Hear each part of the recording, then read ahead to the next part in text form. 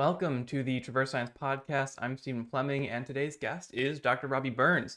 Robbie Burns is an advisor here at Traverse Science, and what you're about to listen to is a bit of a informal chat between me and him, like an advisor chat, really, where we talk about the report from a recent survey. So what it is it's the 2021 Food and Health Survey put out by the International Food Information Council earlier this year, May 19th. It's a really big report. It goes through a lot of information on consumer behavior, consumer perception, what's changed post COVID in the past several years. How do consumers interpret a label? What do they think health is? Do they think they themselves are healthy? Can they pick out healthy foods? What's important to them?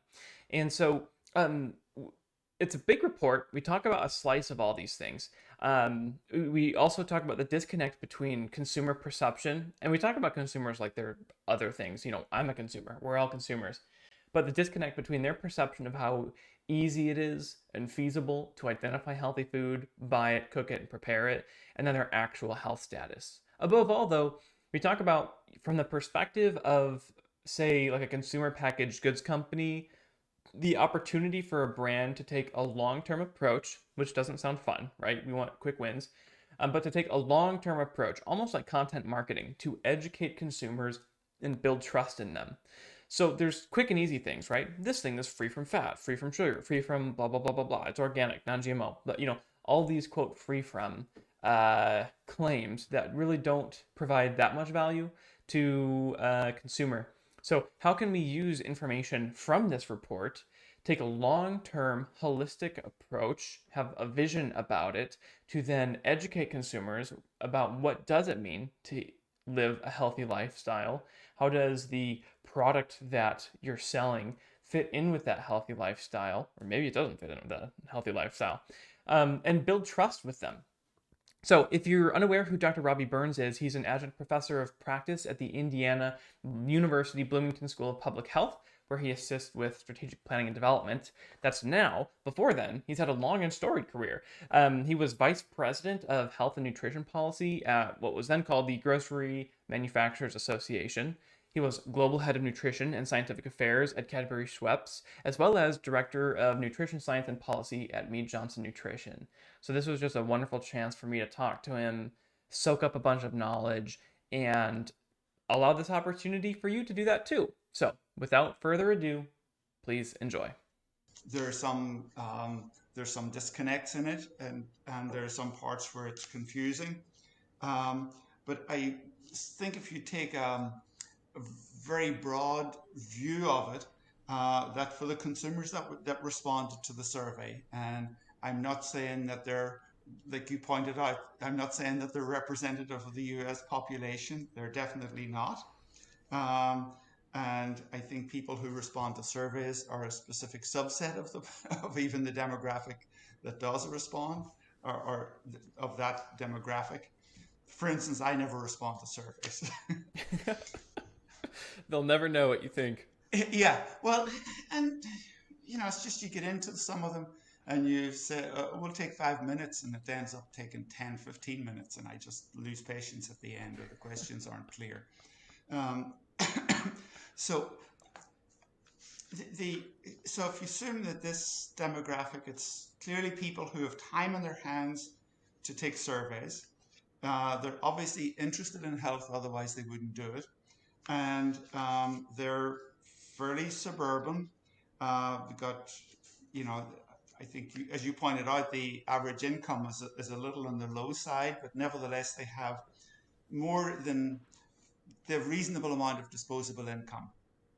So they're a fair target for consumer products, consumer packaged goods, and nutrition information. I believe they're certainly interested or of some knowledge. The knowledge may not be correct, or it may not be what you and I would think about nutrition or health. But nevertheless, they have formed some opinions, and I think it's. As working in a consumer products company, you don't try to bend consumers to where you want them to be. you try to meet them where they are. Right. So this is the consumers. This is the confusion they have, or these are the dichotomies that they have on how they think about food and health. And I think as a company, or as a manufacturer, there's an opportunity to try to build on this, to clarify the relationship, or to build on this basic knowledge that consumers have, guide them along into an improved knowledge, and help them on their journey to better nutrition. And my belief is that if you can do that as a brand, that you will have considerable amount of consumer loyalty to that brand. And it's a better way to build loyalty to your brand than the free from promotions that are the current predominance in food promotion. Um, So yeah, there's a lot of. I have a distinct memory of getting breakfast with my mother once, and she was trying to be gluten free, and she asked if they had any gluten free options, and they go, "Well, we have eggs," you know, yeah, which is like, okay, those are always gluten free. That's not really what we mean, and that was funny then, but and I wasn't thinking too much about labels and claims and things like that back then, but now it is actually really, I don't know if funny is the right word. It's interesting to me to see things with, a laundry list of free from this claims, and I'm like, this is like flavored water. Of course it's like free of tons of these other ingredients. The question I have is, one, is that just low hanging fruit for manufacturers to be able to add those because it's clear, they're easy to add, and two, no, actually, let me just stop there. Yeah, is it just low hanging fruit? I believe so, Stephen, because you don't have to reformulate an egg to claim that it's gluten free. Um, but I think one of the consequences of abusing sure, to communicate to consumers that an egg is gluten free, I don't have any problem with that. Um, but if that's where your communication about an egg stops, that it's gluten free, it's not really providing them any nutrition information that may be of value to them in incorporating eggs into their overall diet. Yeah. For instance, it's not letting them know that the egg is an important source of choline, the importance of choline in their diets, that eggs of carotenoids are free range do for sure, but maybe not the others. But so I think it's low hanging fruit, but I think we as an industry, I think we've been abusing that. Um, we've overexploited it, I believe, without building on that to build a more a deeper knowledge of your products with consumers, or provide consumers a deeper knowledge of your products, uh, and show them how they can incorporate those products into a healthy life, a healthy diet. Right. And you and I know immediately what someone means when they say something contains carotenoids. We can kind of make the links from being in the area, but that's where it gets difficult because I would assume most. Actually, this was, I think, shown in that EFIC survey. Like choline, for example, it's relatively unknown among consumers. I would think choline is very well known among scientists, at least. Right. And like I've even seen this.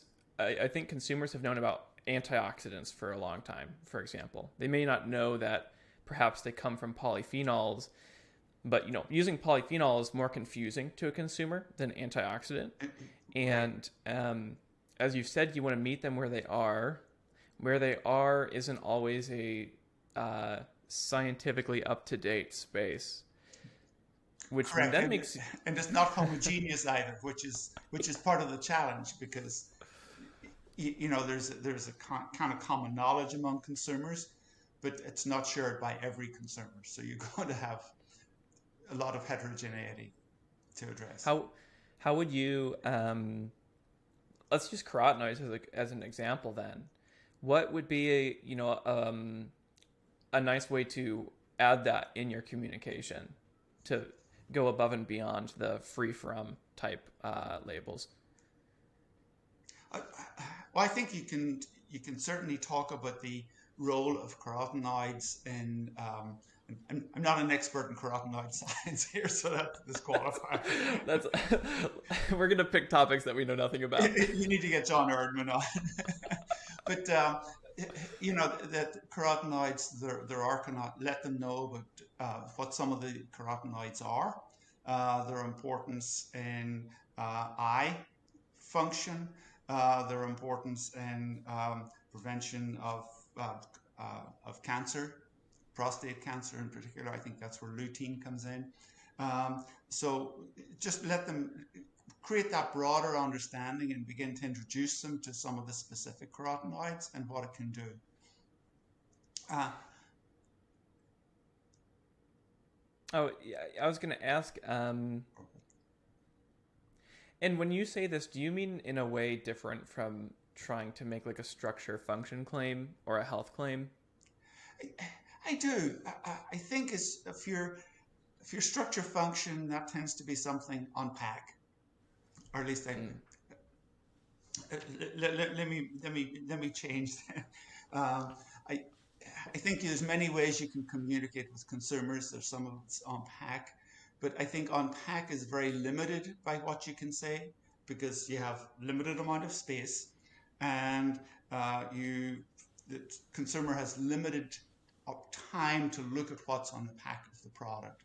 Um, I think if you really develop stronger relationships with consumers through social media and other avenues, websites, that uh, you can do more education of consumers than you can with a simple structure function or nutrient content claim on pack.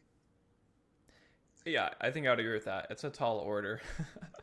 Educate them on everything in this label. It's very tall, but yeah, yeah. The the on-pack labels I think are effective in consuming one brand or choosing one brand over another.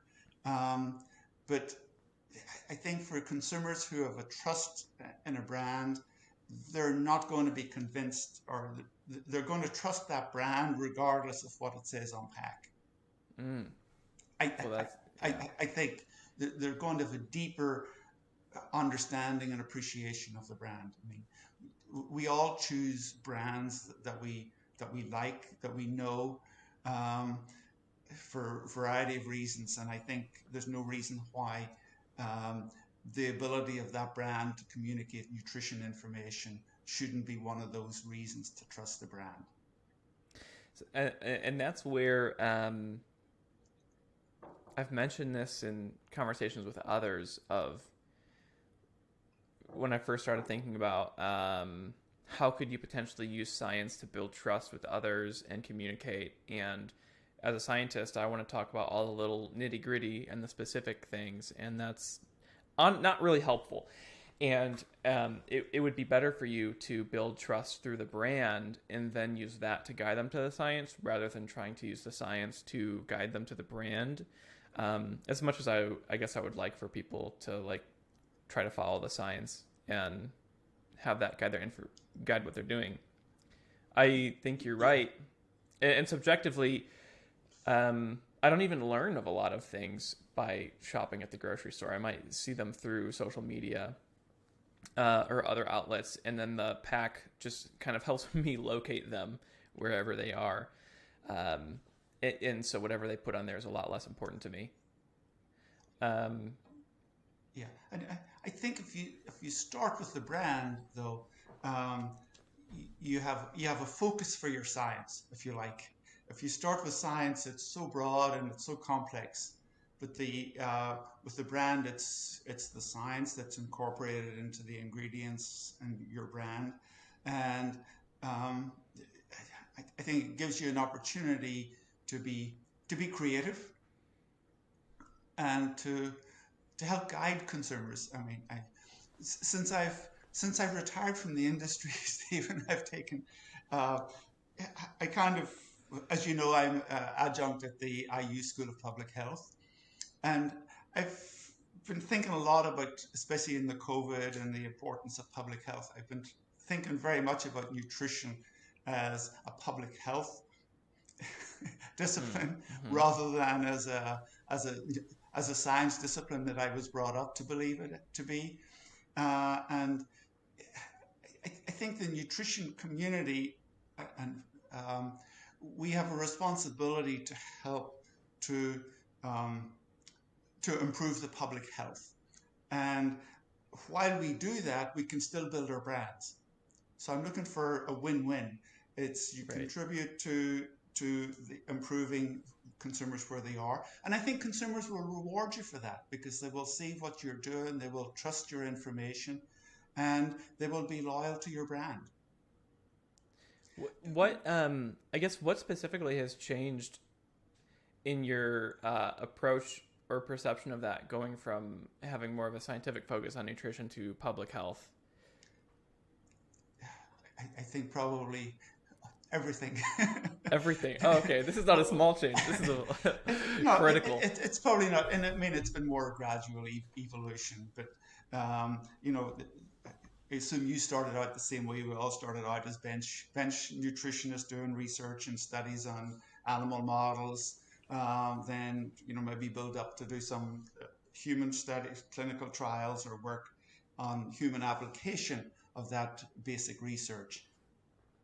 And it's it's not finding the latest gadget. It's not the public health aspect is not so much cutting edge, but it's using the broad information that we have available to lead consumers or to lead people on a journey. It's not a one-off thing. It's not okay. We can introduce this product to the market and we can generate 50 million or 100 million in sales and really knock the socks off our competition. It's more we can to build this relationship that will help consumers and it will also help us or help you, the company develop their brand or develop the market for their brand. And I'm saying it very much as brands. It could be commodities, it could be almonds, avocados, Mm-hmm. whatever. So It sounds like this is a much more. Is it accurate to say this is a more long term approach than short term? absolutely, yeah. And I Okay. have that luxury now. I don't work in a company. I don't have to make quarterly earnings. You don't have to increase the sales. They're like, but what can we I do don't have right now? annual budgets to worry about. So I can take the longer term. Um, but I think to communicate nutrition to consumers, it's going to take a longer term approach. It's not something that you can turn off and turn on an ad campaign and just run out some. It's got to be ongoing, consistent, reputable. It, and is this hmm, this long term approach is, well, one, it's expensive in time because it takes a while, and then two, it's probably just expensive. Period. Expensive being relative to like we could run ads for this bit and look at like return on ad spend. Is this a strategy that does not translate as well for startups? And I'm thinking like when you're talking about it's not cutting edge, what is cutting edge right now is a lot of personalized nutrition type work, all the microbiome, just add biotic to whatever you're doing and call it cutting edge. But it takes a long time to translate science. I mean, talk about carotenoids and choline. I feel like maybe I'm wrong about this, but I feel like we've been researching them for quite a while. We may know a lot more about them than we do a lot of other more recent like pre and probiotics, but there's still like a huge gap between consumer understanding and those things. So if you're like a younger company, do you still want to take a public health approach? I think it's more difficult for a younger company because you don't have the resources, and you do need to turn around those sales and get those earnings flowing pretty quickly, or otherwise you're going to lose your investors. Uh, and when I said cutting edge, I didn't mean that it was. I was referring more to the latest and greatest nutrient, or the newest component that we're starting to think about. Um, I think microbiome is incredibly insightful, and I think it's so complex, and it's connected with so many different foods that I think there's an opportunity to communicate to consumers about the importance of variety of foods they eat, and developing a healthy microbiome. That you're not going to have a healthy microbiome if you have a very simple diet that doesn't include the diversity of plants and foods that are available to us and that we can enjoy. Since we're on that topic, um, do you think that's going to be more of a source of confusion or clarity for consumers to invoke the microbiome and things related to it? I don't know. uh, I mean, I'm not familiar with any consumer research on what consumer understanding of the I, microbiome I don't is. I don't think it was in that IFIC report. I don't believe so either. I didn't see it. Yeah. I wasn't looking for it either. Yeah. I'm sure there is some, but I'm just not familiar with it, Stephen. Hmm. I'm thinking from more my own personal use. I'm not an expert in the microbiome. I've very limited microbiology knowledge. I kind of know basically, I know the basics, but to me it helps make a connection between diet and health to that microbiome or the involvement in the microbiome. For instance, Hmm. I thought a lot about polyphenols when I worked at Cadbury, and now we know. And I thought, well, how can these complex polyphenols that aren't such large molecules, they're not going to be absorbed, they're not going to be digested, how can they have any effect on health? I mean, I was really interested in the connection between polyphenols and blood pressure. And I think the microbiome helps explain a lot of that it's not the polyphenols themselves, but it's the microbial metabolites of those polyphenols that are small molecules that get absorbed and can have impact on various organ functions and body beneficial impact on body functions. Well, and so does how actually matter? Um, I, right, to some extent, maybe. Do we need to know how it even works, or just that hey, polyphenols connect the dots to this other health outcome? Who cares about what it's actually doing behind the curtain? um, I think it does. um, but it's how we articulate that to consumers. Um, that it's I think people need a reason to believe for everything. Um, and if you want polyphenols, it's going to improve your cardiovascular health. Uh, well, how does it do that? And now we know that the polyphenols are uh, metabolized by your microbiome and produce metabolites. I mean, this is science. This is nerdy talk, but I think a good communicator could translate it into more consumer-friendly language, and that is why it has important effect on cardiovascular function. So I think to some degree they need a reason to believe. Mm. Well, when we were emailing back and forth, a lot of nutrients um, we've approached from a standpoint of deficiency. If you don't have this, something bad will happen. Anemia, scurvy, rickets. There's a lot of examples of deficiency-related disorders and diseases, and to me, then it's really simple to connect the dots. Like, this is why this is important. Polyphenols is an example, though, where that's much harder, right? I mean, can you? Absolutely, yeah. It's like hard to go from good to great or normal to better, right? So if you can't say what, if someone asks, well, what happens if I don't eat these? And you go, oh, I don't know. But if you do, it's good. It's a less clear message than, I guess that's removing the need perspective from it. And this is maybe the difference between like pain marketing and impact marketing. So instead of saying like, you or this industry or group have all these pain points, we have a solution to fix that pain. It's going, well, this is how we can make you more efficient or make you better or, improve quality of life or things like that. And to me, that seems like a much more difficult message to send rather than like the simple, like, here's the problem, we have the solution.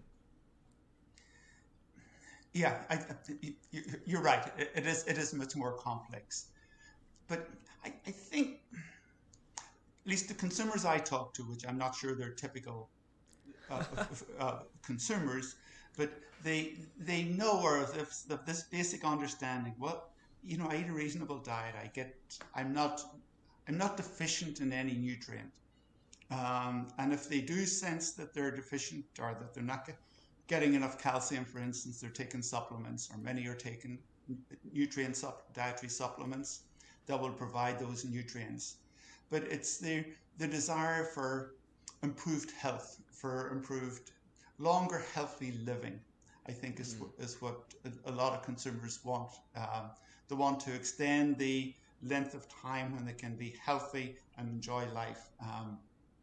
And I think that's where the polyphenols and those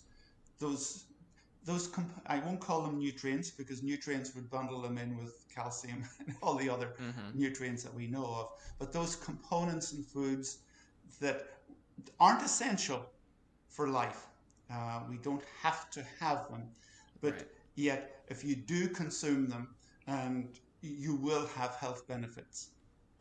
Can we consider them insurance and sell them like insurance? You don't need insurance, but you should probably have it. Right. Yeah. In the long run, it's probably going to be a benefit. I think it's more that I'm dating myself a little bit, but there was the underproof, the waterproofing on cars wasn't as effective 30 years ago as it is today. And so a lot of times you would put, there were some companies that sold an undercoating that you could put in your car to stop it rusting from underneath. And it's more like that. So you can extend the length of your car or the life of your car by this strict. So it's not an insurance. It's an added protection. Right. If that makes sense. It's an extended warranty.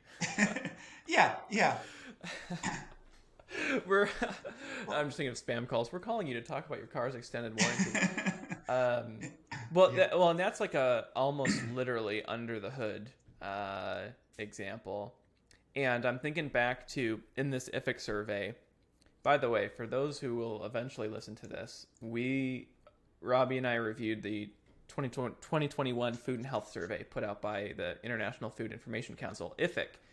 And we're not going to talk about all of it. But what I was noting to Robbie is there's a section in that report where consumers are asked about their health status and if it is excellent, very good, good, fair, or poor.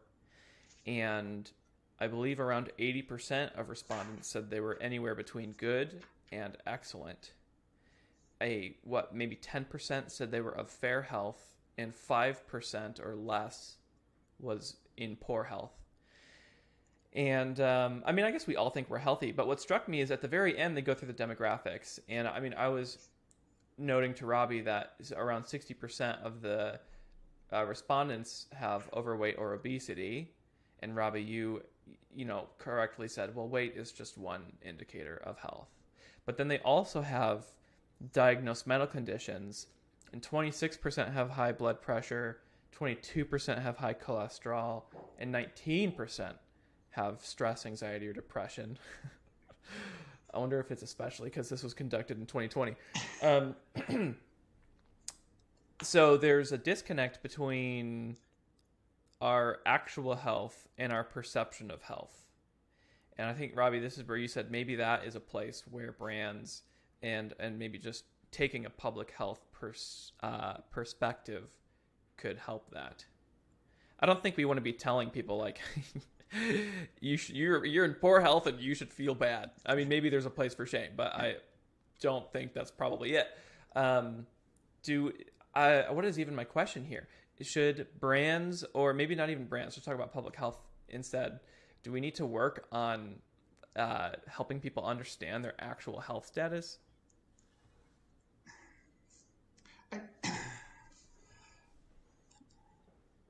As a society, we probably do, but I'm not sure that it's the role of the food industry to try to do Right. that. Mm. I think it's clearly that it's something that's the medical community need to be involved in that, and physicians as they talk to their patients. But I don't think that it's a task that the food industry uh, should get involved in, simply because you're going to be, well, health is, sure, nutrition, good nutrition is can it can't treat poor health, but it can prevent deterioration of health. So I think in nutrition, with nutrition, we're in the prevention rather than the treatment part. So if you have um, cardiovascular disease or hypertension, you really need to be seeking attention for that. Maybe lower sodium is going to be helpful, or increased potassium, but that's not always going to be the case, and you need to have a physician or some healthcare professional guide you through that. But I think in terms of improving general cardiovascular function or maintaining cardiovascular health, I think that's where nutrition can can play. So, yeah, just to be clear, once someone has a diagnosed medical condition, it is not the role of the food industry to try and treat that. That should be, medical professionals. But, if we're talking about maintaining good health status, healthy, however health is defined, that's the right space to be in for nutrition. Healthy food for healthy people. Right. That's certainly the niche that nutrition has to play in, Mm. and I don't think we're going to improve the health of the population if we don't improve the nutrition of the population. You are you are not a food as medicine person, are you? No, no, I'm not. Um, that answers like so many other questions I could ask. Uh, if you just say, "Do you approach food as medicine or as food?"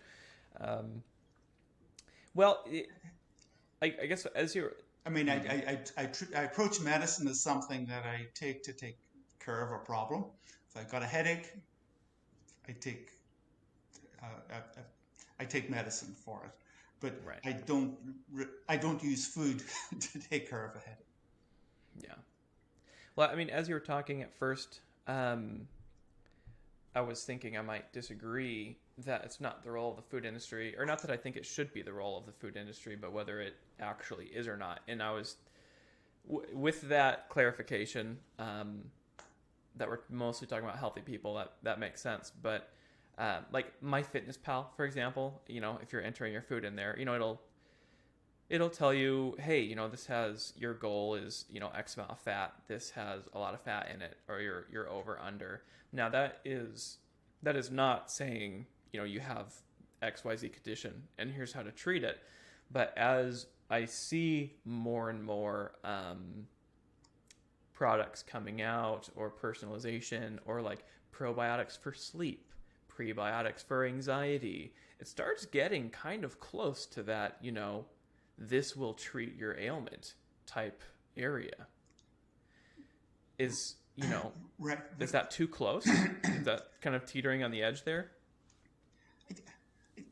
I personally think so, and I think the government would think so too. That if you start to think of food as treating a disease, They will, whether right or wrong, but they will come down on your claims.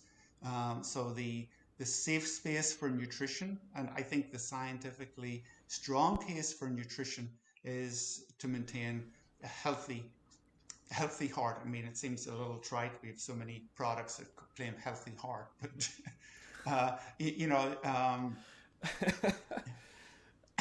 As long as you've got some fiber in there, a certain amount of soluble fiber of yeah, a certain kind, you're good. yeah, Heart health. right. But I think you can go deeper than that. Do you mean deeper in the sense of like let's start talking about things beyond heart health, or It's even if you're trying to talk about heart health, there are more ways to do it. the latter. I think, Okay. and I should admit, I meant to say broader rather than deeper. Sure. You Okay. can Broader. you can Yeah. broaden the discussion beyond. Yeah, fiber is important for heart health. So are a lot of other components that are in foods. Who is? I sort of know this answer. Who is responsible for ensuring that marketing has not overstepped in the type of, I don't even necessarily want to say claims, but in the type of informational material they're putting on their website, on their label, in social media? Well, I mean, sure, there's the Federal Trade Commission. There are regulatory agencies that are monitoring this. But I think the biggest um, arbiter of that is going to be the consumer themselves.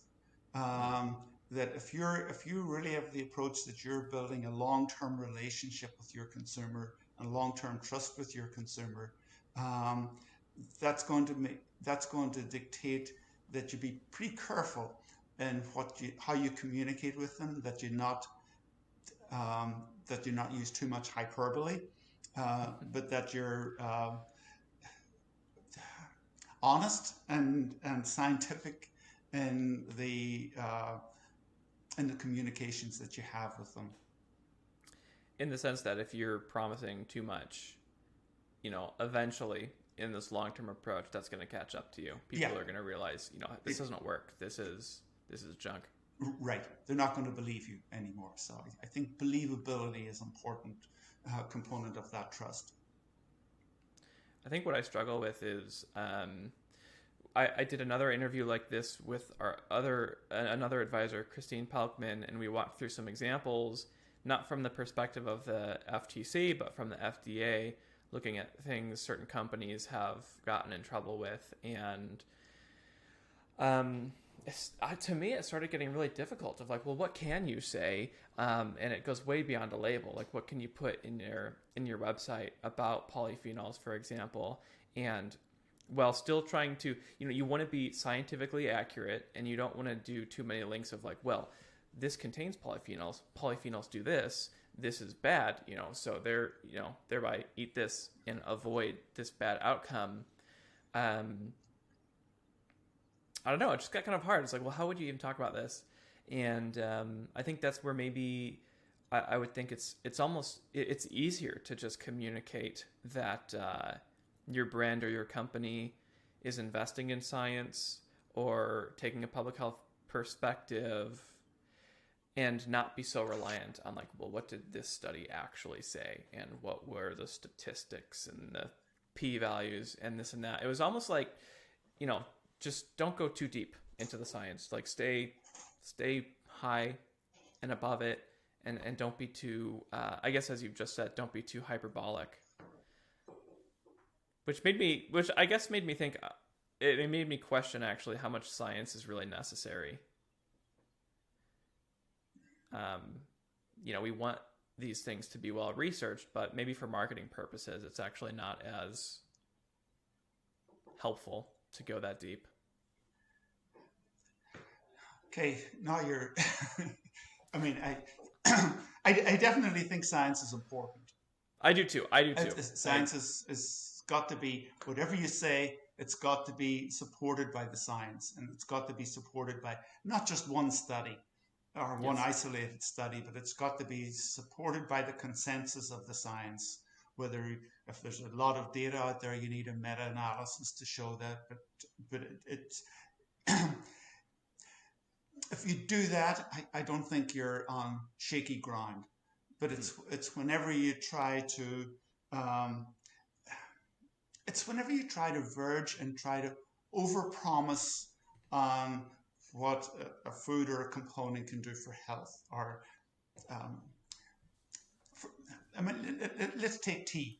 There's a lot of polyphenols in tea. To claim that tea is important for cardiovascular health, that's that's fine. It can, but to claim that tea is going to prevent heart attack or is going to prevent high blood pressure, or that's a step way too far. Um, but if you say that the tea can have regular consumption of tea can have a benefit on cardiovascular health because of this, then that's you're and I think that's safer territory.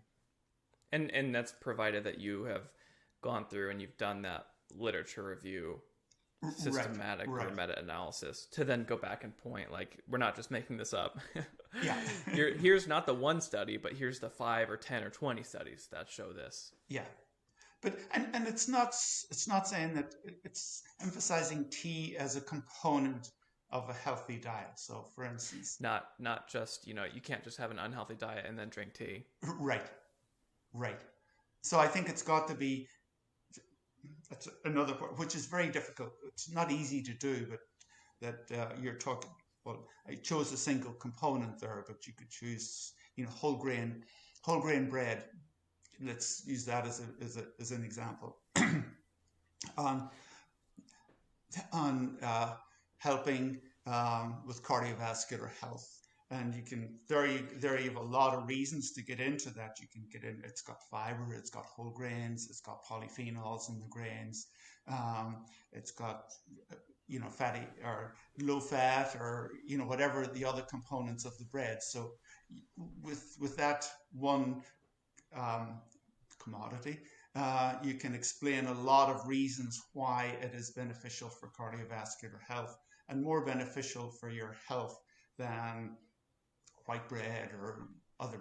You can develop a support for your brand by communicating the fullness and the completeness of your brand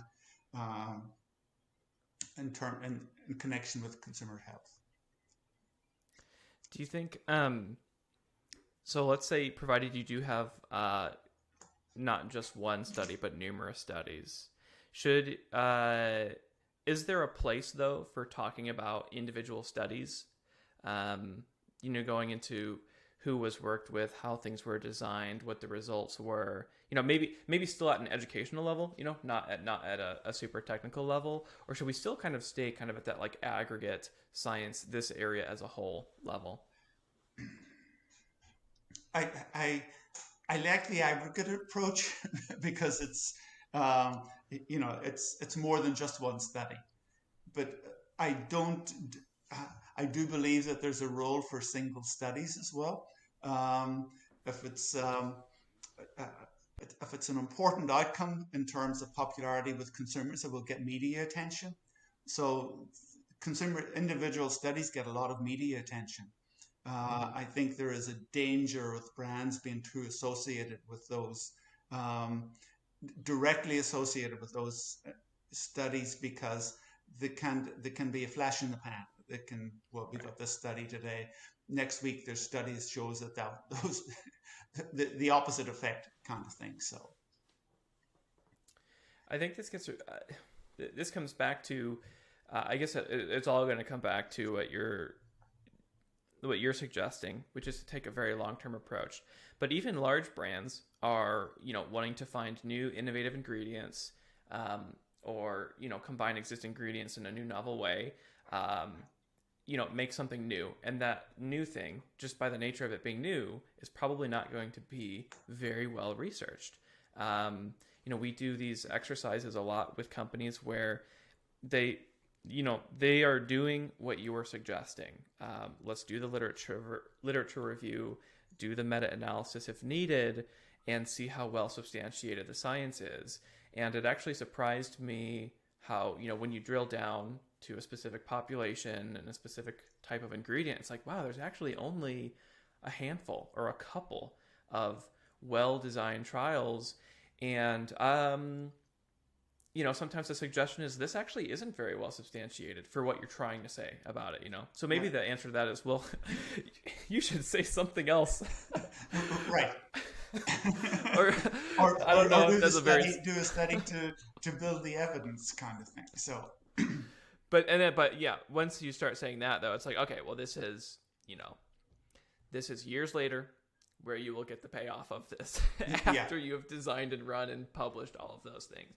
What can you do in is that just the hard answer? Like, just say something else in the meantime. It's going to take a long time for the research to catch up. Just pivot and try something else. I think so. I mean, it depends for individual companies.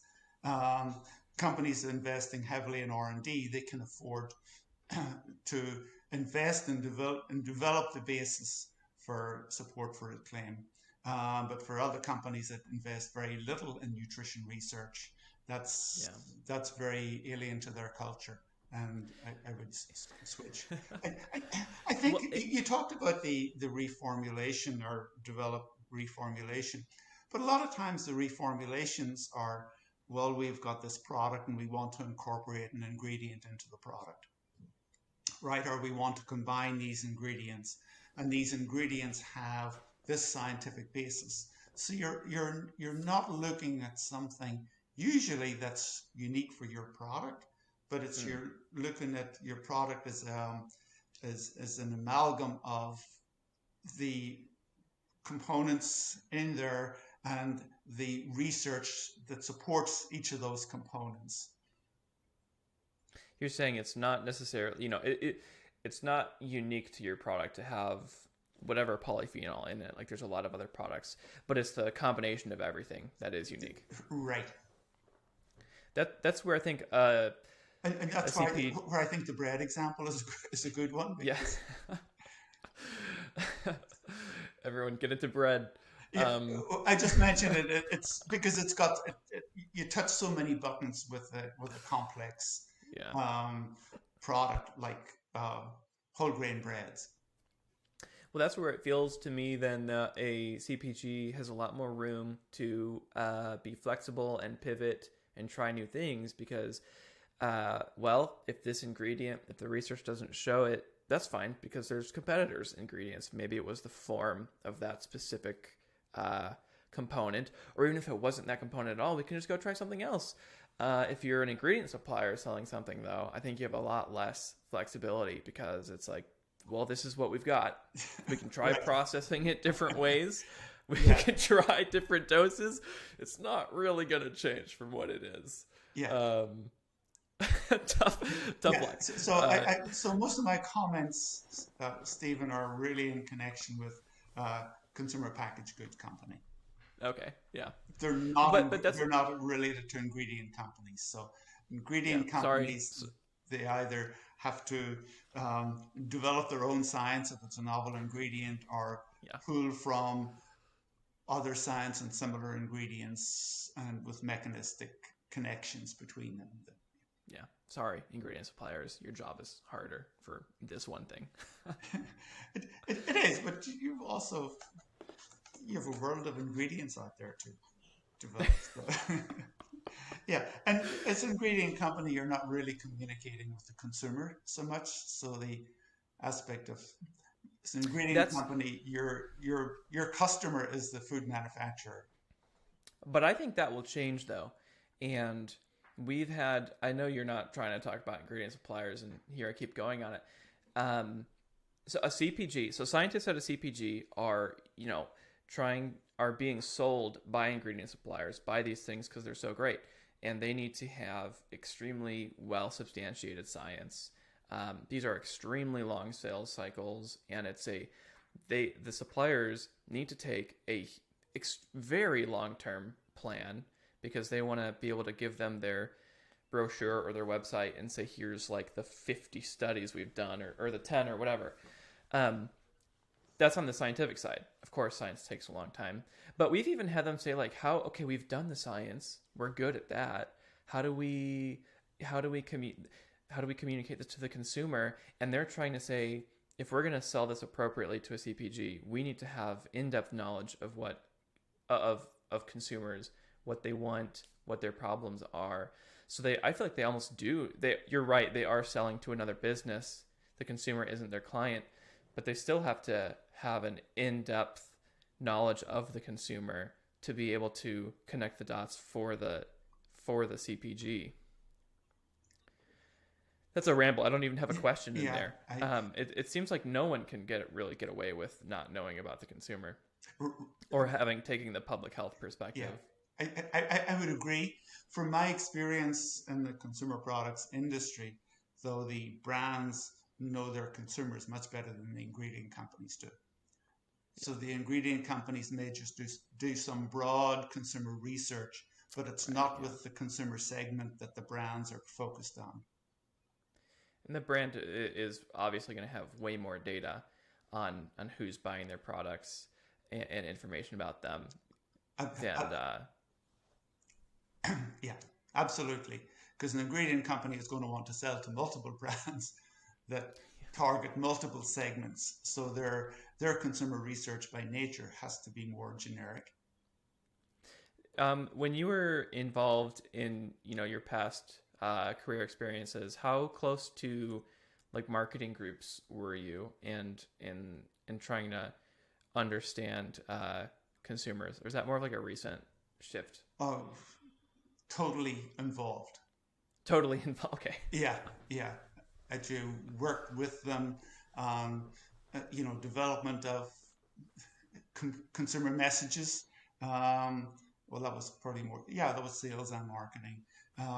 So yeah, very involved in the beginning. Sometimes ideas would come from marketing. More often, the ideas for a new product or a reformulation would come from R&D or research and development, and then you're working with marketing to say, is this relevant to the consumer segment that we have? Can we broaden our consumer base, or is there another different consumer segment that this could help us reach? So it's you're intricately involved as between nutrition And what I'm and getting marketing. at is, and what I'm getting at is, how do you actually know what's relevant to the consumer? And I've been part of. Okay, this is a very different experience. I'm trying to build my company, and I've been part of workshops talking about doing customer discovery and development and research, and people very staunchly saying like, do not do a survey. Surveys are useless. Some have said surveys aren't just useless, they don't provide zero value, they provide negative value because they will tell you the wrong thing to do. Maybe for a startup, for a company like mine that's business to business, I don't have to talk to like 1,000 or 5,000 people. I have to talk to like 100. Whereas a CPG, obviously, there's more people. You can see the question I'm about to ask.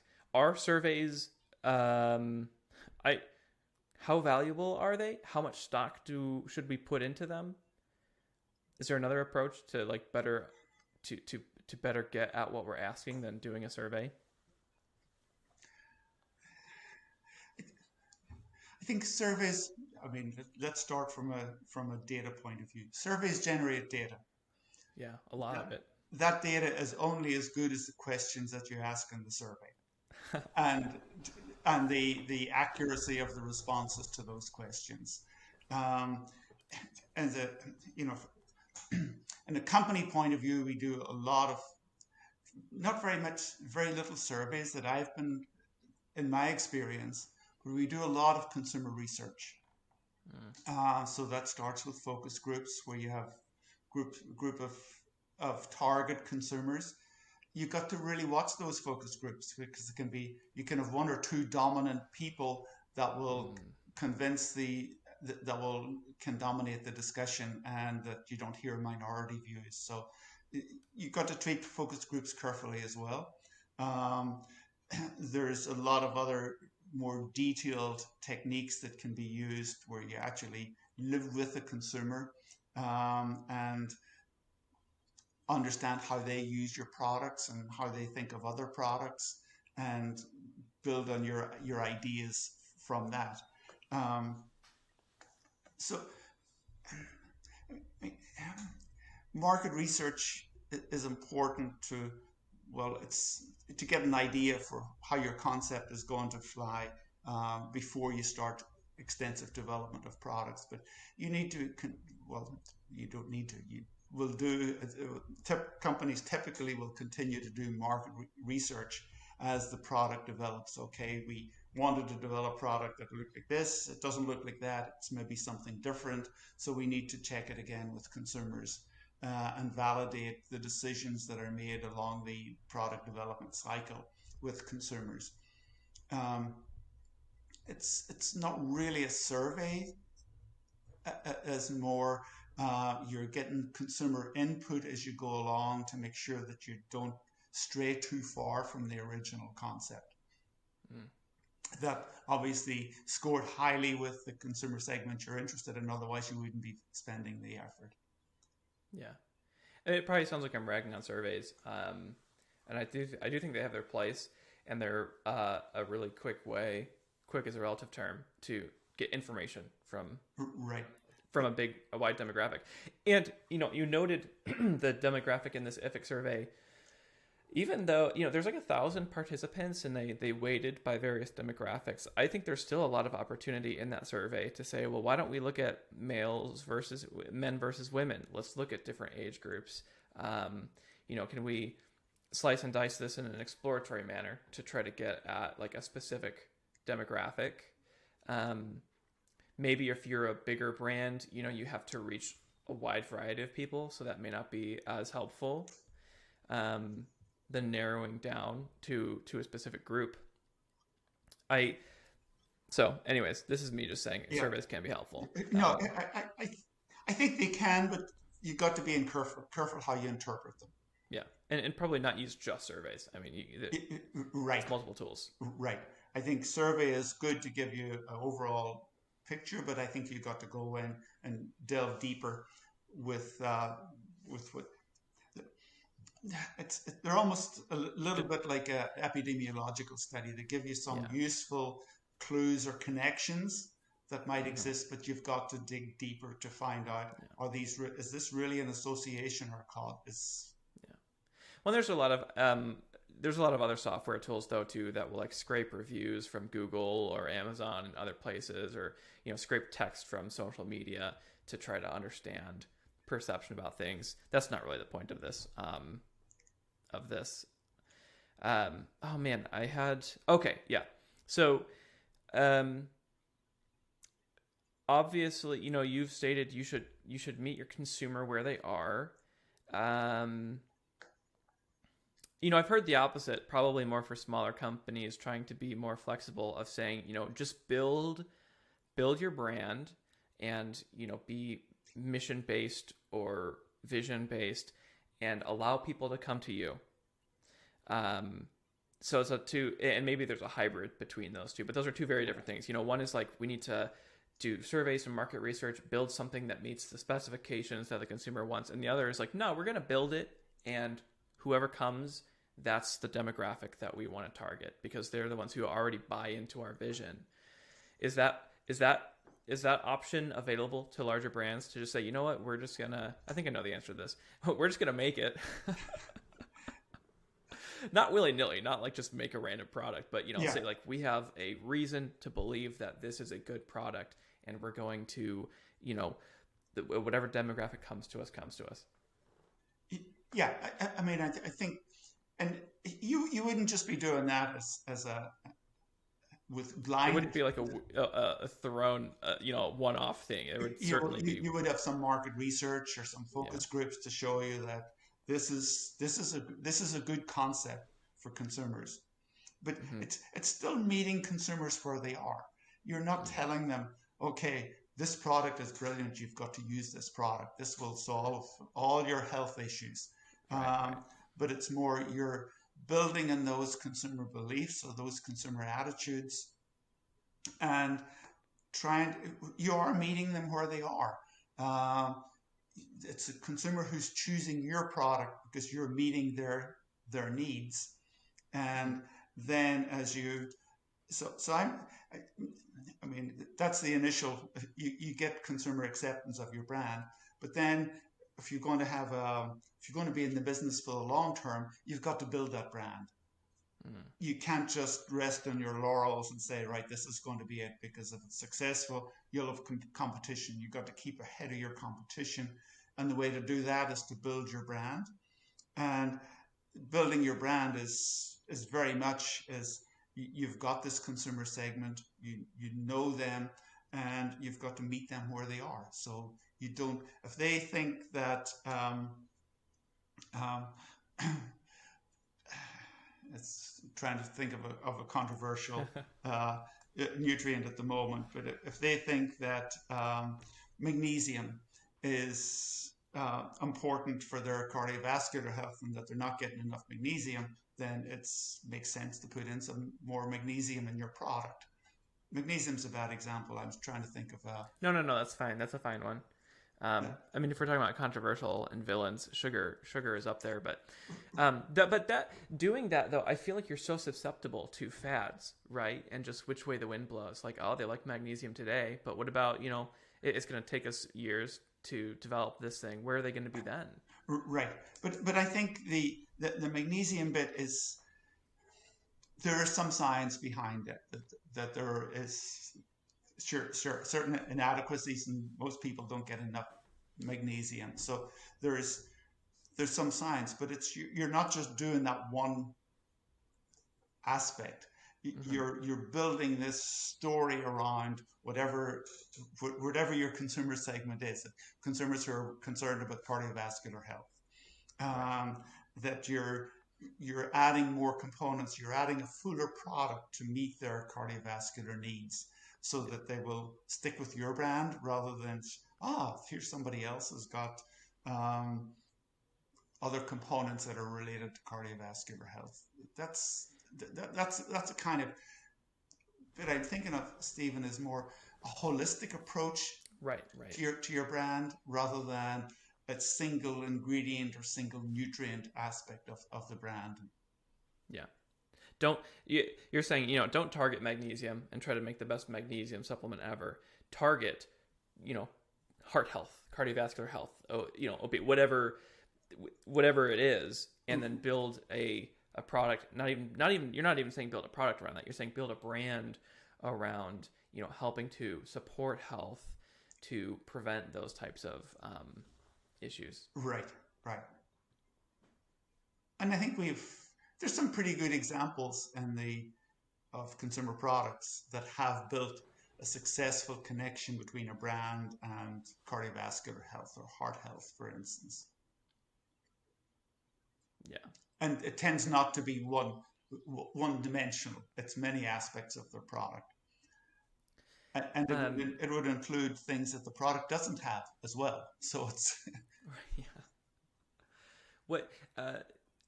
So here's an example, which is a multivitamin, which I guess should theoretically have everything you need except energy, probably. I say that as a very loose statement, not a scientific one. But then you see a lot of specialization, or here's a vitamin for XYZ thing, and you right, kind of look at them and you're like, well, this is in a bunch of other things. Why do I need this one? And for me, I don't know if it's this way for others. That's kind of a source of confusion. It's like, why can't I just take one? Do I need to have multiple? I think this problem's only going to get, this is my bias speaking, I think this problem's only going to get worse with personalization. Take this food for this and this and this and this, and can we not just have a healthy diet that like gets all of it? But to bring it back to what we're talking about, so if you're building would you in building your brand, okay, we'll use cardiovascular disease as an example. um I'm trying to condense what you've said and say it back, right? You want to not be too focused on the ingredient, not be too focused on the product. think more holistically about all the various ways. Would it then be would it not be such a great move then to kind of slice your products up into product X for Y ailment, product X for Z ailment, you know? Yeah, Stephen, I guess there was something more that I'm trying to say as well, and it's as a brand communicates with consumers, I think there's an opportunity from the at least to me, there seems to be an opportunity from the data in the IFIC survey, is that consumers don't really understand all that much about health, or their understanding is very incomplete. So as you communicate about your particular brand, you can communicate to your consumers about how that brand fits into an overall healthy diet, Right. and provide, because and maybe I would need some research to support this, but I think consumers are looking for more health information, or more broader information than just take this brand, it's good for your health. But Right. but you can build on your brand equity by saying that, right, this brand is telling me that I need to eat fruits and vegetables as well, or is giving me advice on how to incorporate this brand into a diet that includes fruits and vegetables and more fiber if there's no fiber in your brand, and that. So I think there's an opportunity to look to really provide some nutrition education to consumers, which is, I know whenever I worked in corporate world, there was kind of belief that you could never educate consumers. You can't tell consumers what to have. But I think it was a different era then, and I think there is a consumer desire for more knowledge today. And if you're a brand that's trusted by consumers, you're a trusted purveyor of that knowledge, and I think you can. It's a virtuous cycle. You can build trust by continuing to build trust, and say that it's not just about our brand. You're not going to be totally healthy if this is the only brand, or if you only eat brands from our company. You do need to make sure you have overall diet. So it's trying to encourage consumers. The connection to brand is how that brand fits in an overall healthy diet, because a brand may have some specific attributes, but it's not going to be all the consumers eating, and it's got to be along with information on how to make a healthy diet. I think it's the same with multivitamins. I'm thinking out loud here, but Me too. but you have men's vitamins and women's vitamins, and there's little difference between them. But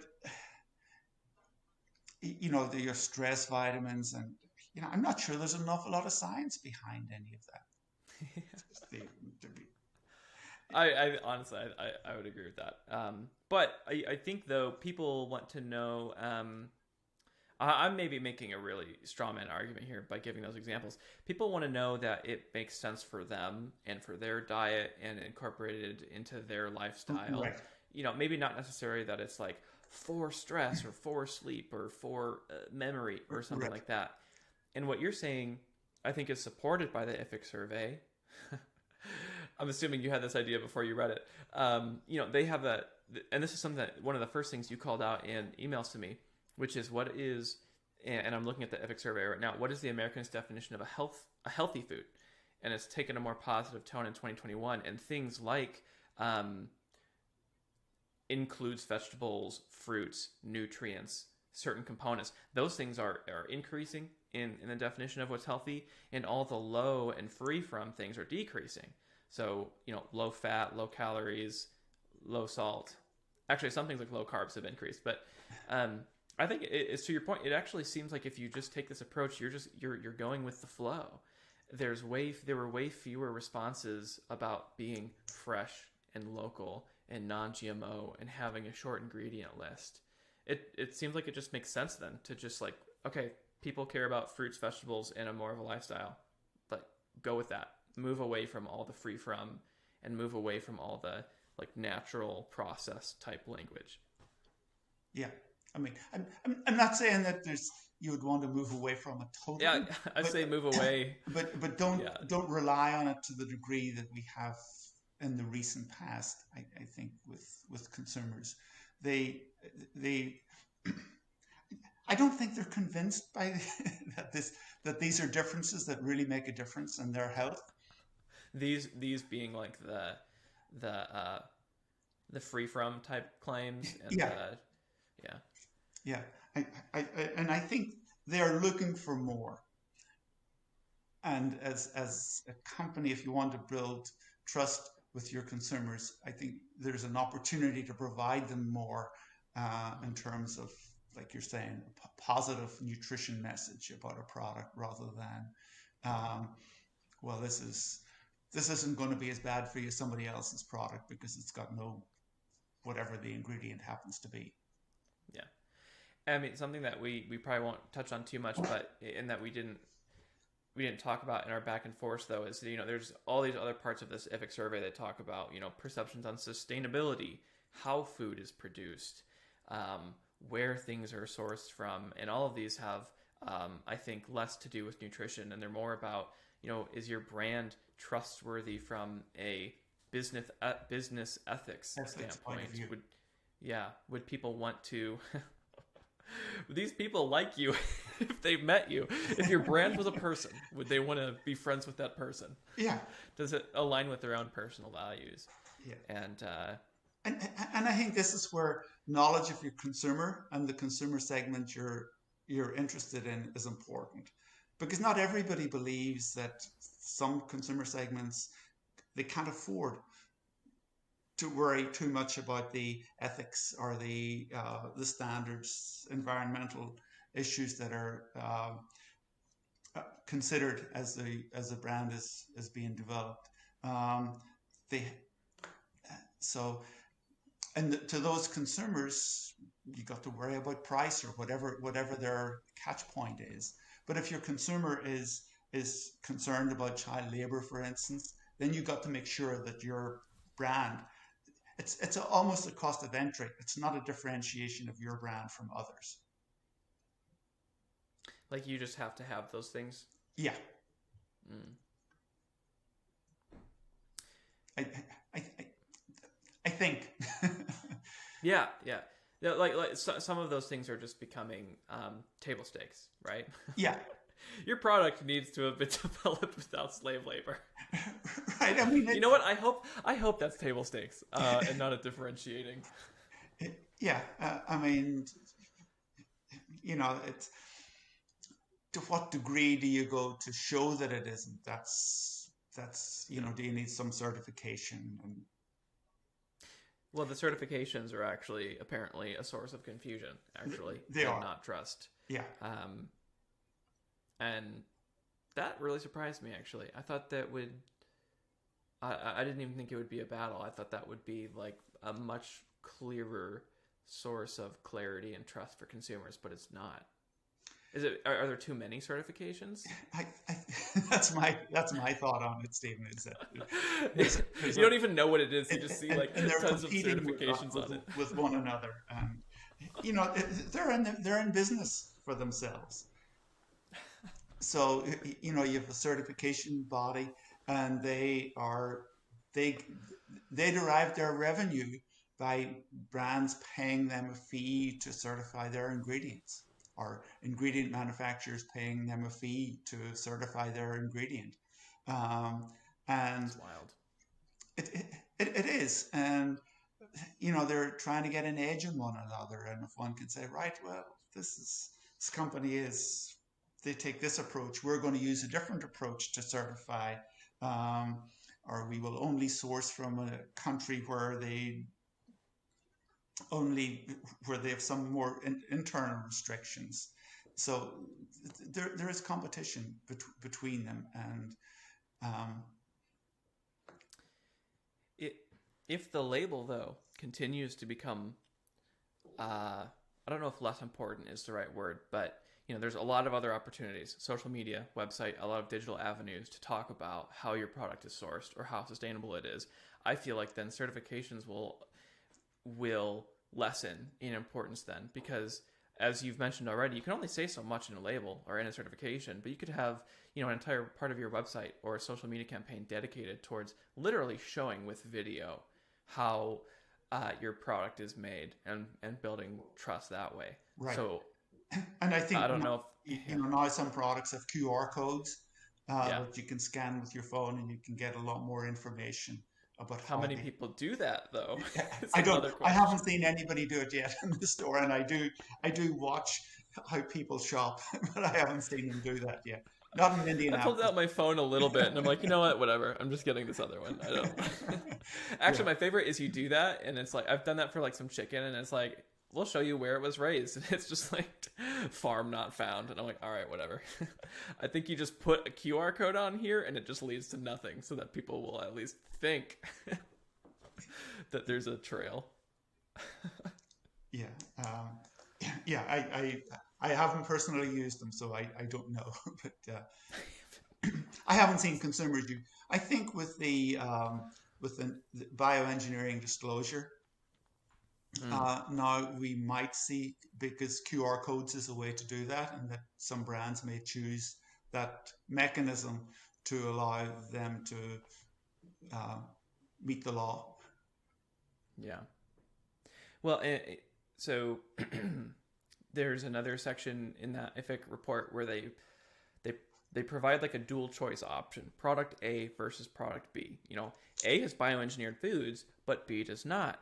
And I thought it's interesting because you can clearly see a desire, if comparing two things at the same time, for something that's plant based, for something that is not bioengineered, for something that is clean.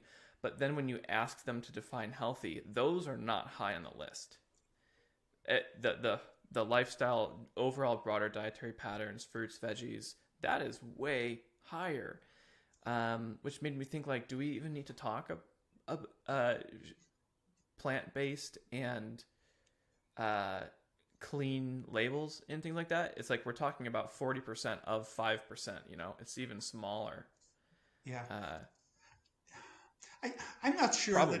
probably though. I mean, you wouldn't just. I'm not saying just don't at all ever say that, but um, I'm not sure as a brand that you would talk clean label or label as cleaner than somebody else's. It's something you carefully choose your ingredients, and it's in the ingredient list. It's Are you talking about something that you call out on the label beyond the but ingredient list? I don't like when I'm buying creamer though. Chobani is doing this at least. They're going milk, sugar, flavor, boom, that's it. There's like the RX bar. These four ingredients. To me they're maybe I'm being subjective again and just not talking with data. I feel like a lot of brands are trying to do this. Like there's 5 things in it. That's it. There's Yeah, nothing hard to pronounce. But when I look at this IFIC survey, I'm like, people don't care if this is hard to pronounce or not. That is not what is selling them on this product. yeah. Again, But I have no experience of the market research, so I assume Chobani are not doing it because they want to they, do it. They know their consumer segment, uh, right, yeah. and it's a segment that is afraid of chemicals and processing Hmm. ingredients, emulsifiers, and things that are used commonly in Yeah, food, and so they want a cleaner label. So yeah.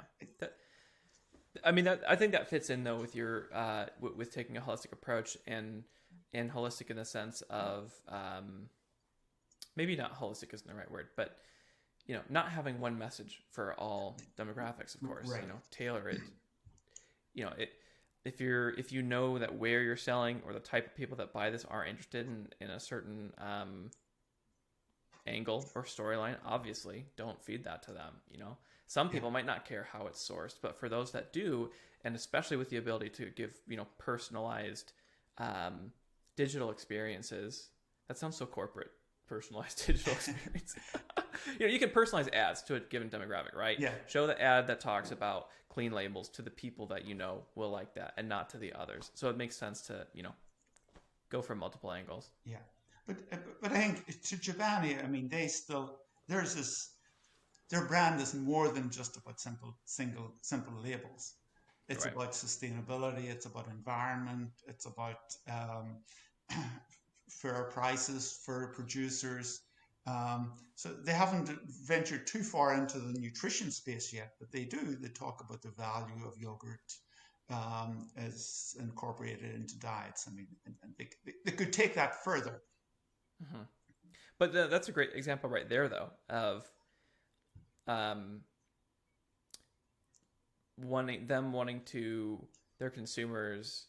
They're trying to promote a certain lifestyle and sell to like the ethical, or maybe not even ethical. No, I think that's right. Yeah, it's more of a lifestyle sell than a nutritional one. Even if they did start more so with like yogurt and Greek yogurt and high protein, now they have tons of different products, and you're not just looking at, was this creamer sustainably sourced, but you just know, oh, it's Chobani. It doesn't matter if it's coffee, creamer, yogurt, milk, whatever it is. I can just trust the Chobani name. Yeah. But okay, yeah. No, I think I agree. Go ahead. Yeah. But yeah, it's. I mean, it's part of their brand identity, and they. I guess you can't be everything to everybody. Sure.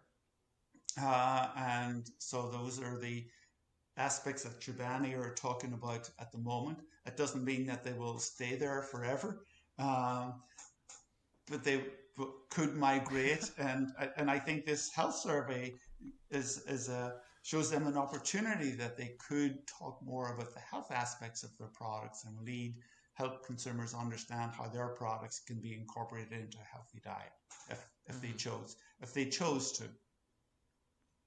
Do you think this is sort of switching gears on questions a little bit? Is it a problem if the education and source of information comes from the company and the brand? I'm thinking kind of from like conflicts of interest and consumers maybe not wanting to trust certain statements because they're like, well, of course they're going to say this. They sell it. And how do we navigate around that? Not we. Let's be specific. How should a CPG maybe navigate around that?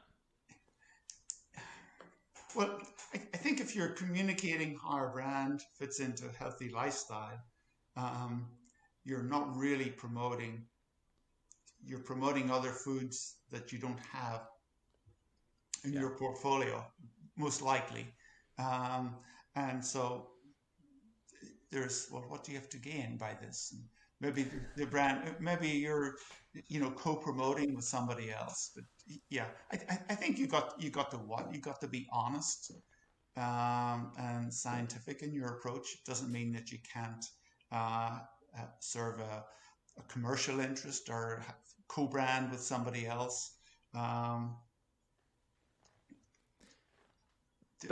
if you do that though, you're covered too, because you're not saying like buy my specific brand of this. You're saying I'm promoting the diet and healthy eating patterns that are promoted by scientists and academic institutions and nonprofits, all around the world. So it's you're going with the flow, really. Right.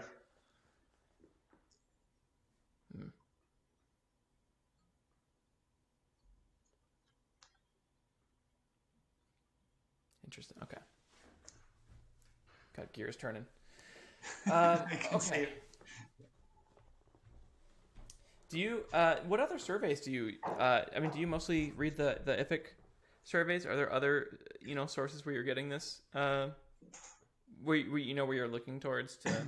No, I've been following the IFIC surveys for many years, just basically out of interest, and it started out with a very superficial or a very elementary look at it. It's just how important is taste, how important is convenience, Mm. and cost, and then health and sustainability. So I've used them initially to look at those trends that that they follow very carefully over years, and they ask the questions in the same way so that they can look at trends over time. Um, and so it was, and I mean, I've used that data a lot of times in, in presentations to, and sometimes in discussions with marketing, to let them know that, you know, taste, price, and convenience are the key factors. So if we can make our product, we've got to have our product convenient for consumers to use. Can we find ways to make it more convenient for consumers to use? Um, Mm. Price is important. So you want, you know, marketing wants to put in this trendy new ingredient that is expensive. Is that really going to put the price out of the line of the consumers that you're interested in, or how can we find ways to have decrease the cost of the product in other ways? Um, do you really have to have this margin in the product? Uh, so yeah, so that's the context that I've used it in the past, was in discussions with marketing and business colleagues, is just emphasize the importance of those with consumers. And you can't, they're kind of sacred, you can't really Who? really change it. Health is there, and if you have a segment that's really interested in health, then that has to be important. That has to be there as well. Um, Sustainability, or, you know, the more environmental issues are important to some consumers. Not everybody, but they are important to some consumers. So Yeah. it's Who would have thought taste and price were very important and shouldn't be changed? But it's probably at a level of subtlety that I don't even comprehend yet. We have this an internal forum for our company, and someone posted that General Mills recently announced that they're going to raise their prices by 7%. This article was kind of like, I don't know, it felt a little fear-mongery about inflation, but I'm like, 7%, okay, you know, whatever. Like 7% of, you know, like a $4 or $5 product, you know, maybe this is my station in life speaking. Yeah, it doesn't seem like a big deal, 7%. yeah, But, you know, on population level, you know, that could be a big deal. And how much wiggle room do you have in price or in your margin, profit margin, for example, to actually change that? yeah. Again, it depends from product to product. Yeah, I yeah, think, yeah. I mean, you talked about Chobani; they sell at a premium price. right. Um, so they're not after the price sensitive consumer is unlikely to buy, or the consumer whose price, where the consumer to whom price is the primary driver, Mm-hmm. are not going to choose Chobani products. Right. Yeah. But even so, like I got these compostable K cups. Um, you know, I was like, oh, it's compostable. I have compost in my backyard. There probably is a premium on them. But even though I'm like, you know what, either I'm bad at compost or these things don't compost very well. So I'm just like, I kind of just want to go back to go back to the other stuff. I guess that's the convenience aspect. I'm like, this is no longer convenient because these things they're not breaking down. Right. You know, and I'll be adventurous sometimes and try premium products. And I'm just like, yeah, I mean, I don't know. I can't tell a difference. I'm just going to Right. go back to the normal stuff. Yeah. Which maybe that's like, I'm a certain demographic who does that, and others are like, I don't. Others might say like, you know, I don't care if the taste is the same. You know, I like that brand, and I'm gonna keep going with it. Yeah. It's brand choice is complex. Yeah. It, you know, I sometimes shop for our household, and so I got to be aware of my wife's preference for some brands, or my grandkids who some. I've got to be aware of Make their sure you get the. preferences for some. There's some products that they like and brands that they like, and other brands that they don't like. You'd better get the right one. And they're only 5 years old yet. You're like, how do you have this? So yeah. but I mean, I tend to. Fortunately, I'm not a price sensitive shopper in general, or when it comes to some things. But and other products, if, if, if I perceive that if there is a brand equity in my mind, I'm going to choose that brand whether it's the lowest price or not. If I Mm-hmm. don't conceive any difference or any differentiation between the brands, then I'm going to choose the lowest price. Um, That makes sense. but if I choose a lowest price brand and the quality is poor sometime or Yeah. the taste doesn't match up, then I'm not going to choose that again.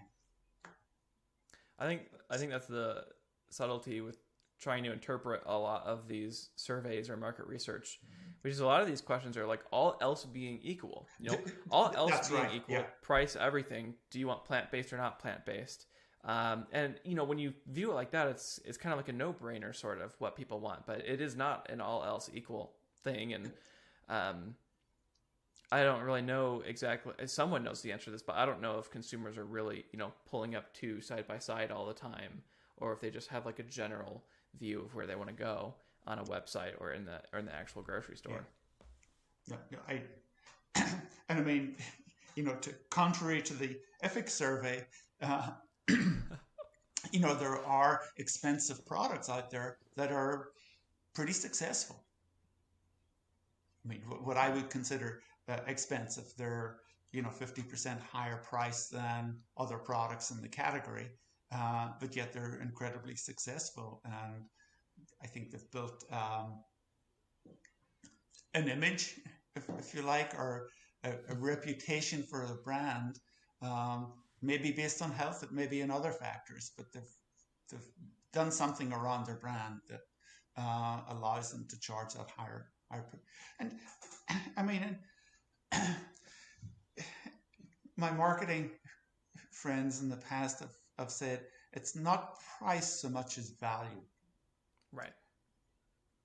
So It's and so there's many components of price, but if you can give your consumers, and maybe perhaps the General Mills one, if that they, and I think I read the same article, or I read an article about the same thing, and it was,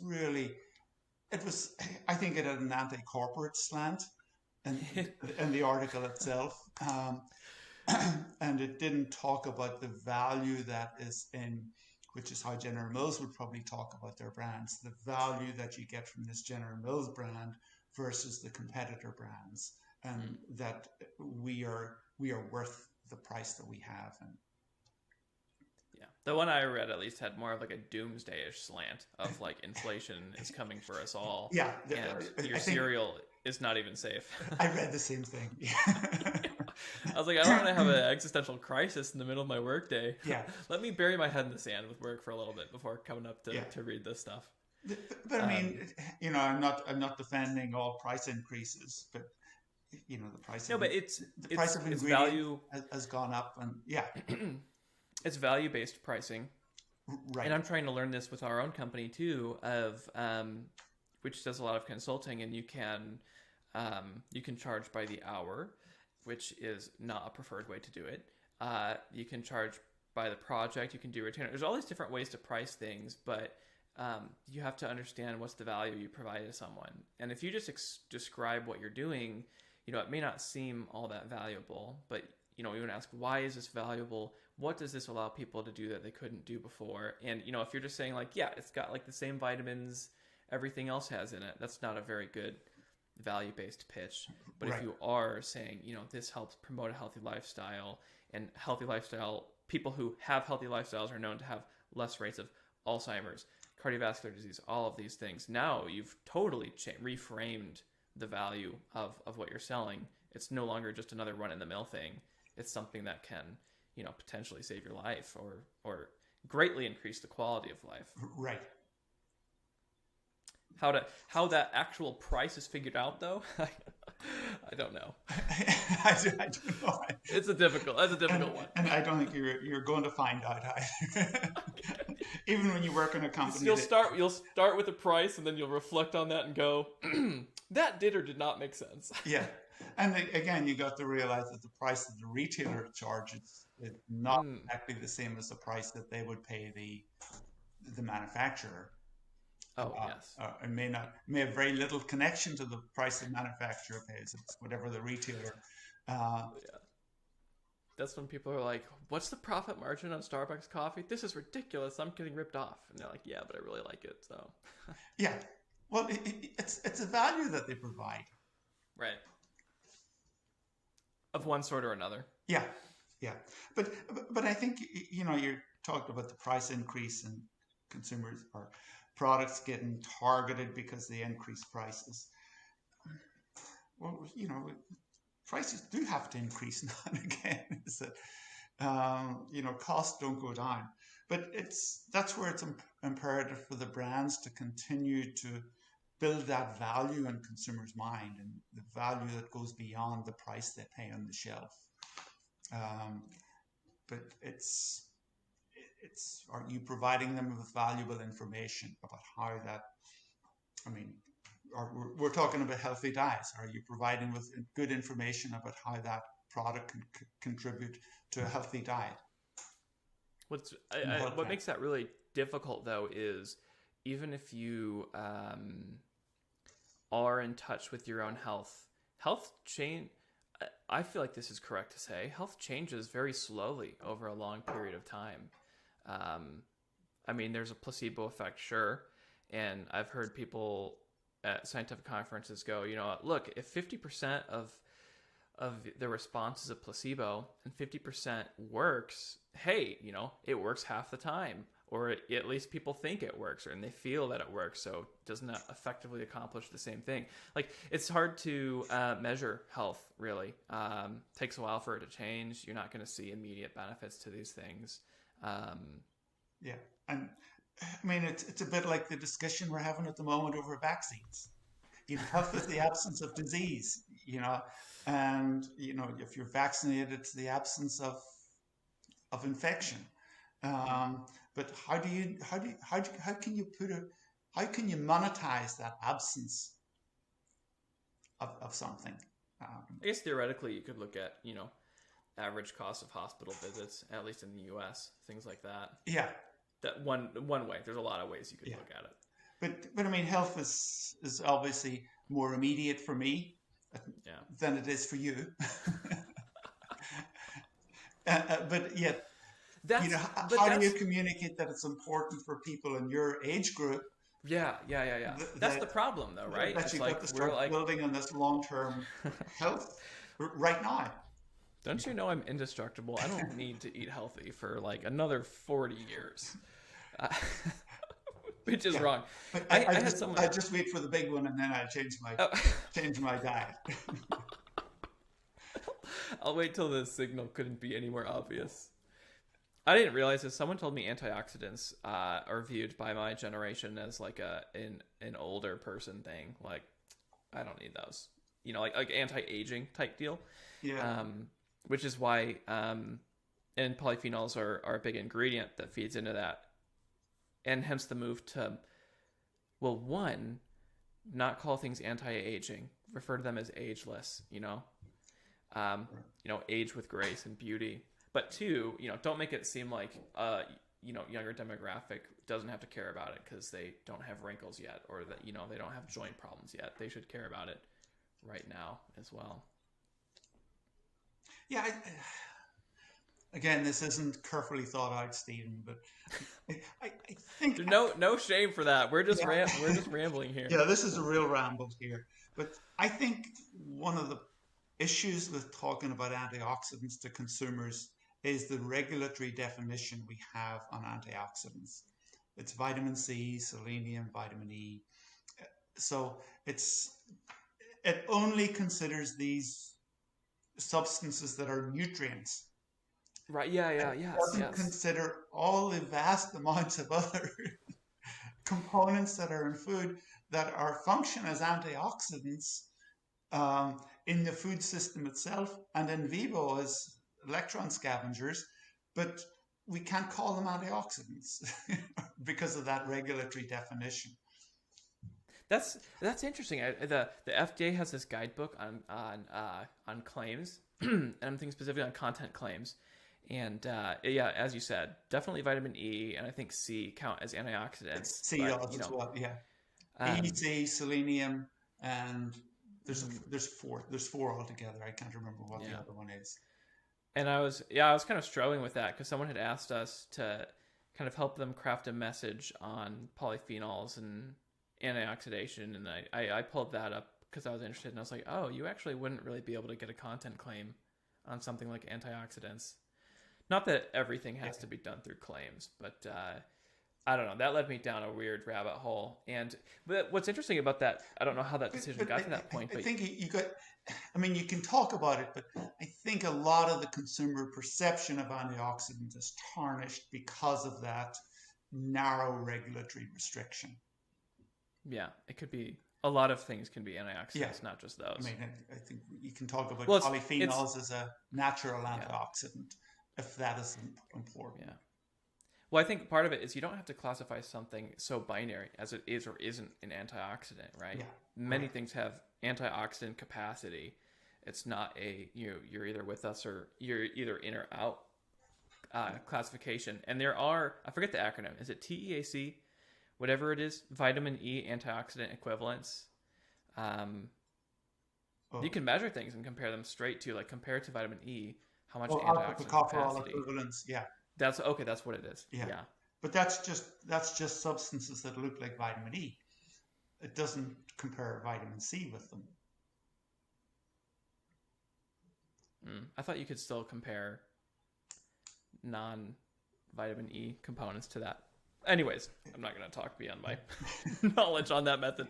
Yeah, yeah.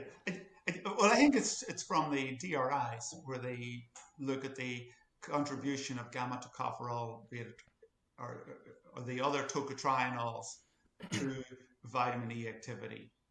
Mm-hmm. But so, excuse me, I had to cough there for a second. So polyphenols, though, that this is going to end up being dominated by talking about polyphenols. That's a huge class. There are a lot of them, Yeah, and you might. This is an exercise we've done, saying, like, what's the substantiation for polyphenols for this certain health outcome, and it's like, well, if you look at a single polyphenol, there's probably one paper on it or none. But if you look at as a class, there's like 20 or 30 papers on this, and they're actually, I agree with the study designs and the interpretation. It seems pretty good, but there's just there's so many of them, and of course, fruits and vegetables don't have just one of them; they have many of them. multiple. So Yeah, that's just a unique case about polyphenols that doesn't apply to others. But um, but I think maybe this is why it's unhelpful to talk too much about science in the marketing, because it's like, well, what dose and what form was it and how right. long was it consumed, and And then you're bringing up a totally other issue here: is it an association or is it a causal effect? Is it a yeah, yeah, randomized controlled trial or is it yeah, from an epidemiological study? And yes, with polyphenols, it's very hard. Well, I mean, it's you if it's a randomized controlled study, you're just looking at some surrogate marker of health. right, You're not looking at incidence of cardiovascular disease or incidence of stroke or anything like that. So it's it's it's not only difficult to do the studies, but it's difficult to communicate or um, to compile mm-hmm. the whole composite of all the evidence from it's it's not just epi studies, but you've got to have some. Yeah, In my view, you've got to have more than an epi study. You've got to have some kind of randomized controlled trial where you will see effect on a surrogate endpoint. As imperfect as most surrogate endpoints are, but at least yeah, you see some benefit or some mechanistic. Again, this is the yeah, nutrition scientist in me coming through. I want to see some mechanism that links these phenomena that you observe in epidemiological studies. How does yeah, the tannins in tea, the complex molecules in tea, ever have any health benefit or physiological benefit? Because they're so they're so they're not absorbed. That's And very that's where the microbiome becomes important. That you can begin to see a mechanism from the compounds in tea to the small molecules that are produced in the intestine that are absorbed right. into the effect of them on physiological function of different organs. That's where I feel a little defeatist, though, in some ways, because you can spend a lifetime investigating mechanisms and not really figure it out. Of course, there's like smart ways to go about it and strategic that are indeed informative. But I think back to in grad school, we were working a lot on ingredients in infant formula. I didn't actually work on fatty acids or lipids much myself, but I ended up reading it. And DHA is of obvious interest for eye and brain health. But what was, I distinctly remember looking at a literature review. And they're looking at if DHA impacts visual function in infants, and then does it affect? I think it was visual function, and they maybe looked at blood markers too. The point of this is that DHA was only it would only promote visual health. That's a very broad term. I can't remember what exactly was measured. If it was 1 to a certain ratio with arachidonic acid, so DHA to ARA had to be a certain ratio, and 2, it had to have been given for a certain dose and length of time. And that was a review that looked at like 20 or 30 years of research. And I thought, these are just 2 molecules. And extend that sort of multi-dimensional problem to polyphenols or fiber, where you're not talking about 2 molecules, you're talking about like a seemingly infinite amount of possible combinations. I was just like, how are we this is a little bit too much for me. Like, and to your point about randomized controlled trials, I think I've actually gone backwards, and I have a greater appreciation for observational and epidemiological approaches now, because in that randomized controlled trial, they say, you don't want to design a study that is going to fail. You want it to be as tightly controlled as possible, as pure of a substance. And I guess this is the difference in nutrition between taking an ultra reductionist approach versus a holistic and dietary approach. Right. And I guess that's why you come at it from both angles. With the RCT, you're like, great, this thing was like 99% purified, and we know exactly how much went in there. With the epidemiological studies, you think, well, there's so many confounds. But I think there's also great opportunity in epidemiology. I know they don't prove causation, but you can look at a lot of covariates and things. Did these people if you have a category of consumers that ate high fruit or high polyphenols, you can look at, well, what else in their diet changed? How does their lifestyle as a whole change when you just drill down to people who eat this? And you can look at covariates, and you can even do dose response investigations in epidemiology as well. Right. But I've had the idea of a control beaten out of me in nutrition. It's like, okay, so they increase relative to what? A bad diet? In an already healthy diet? I don't know anymore. Yeah.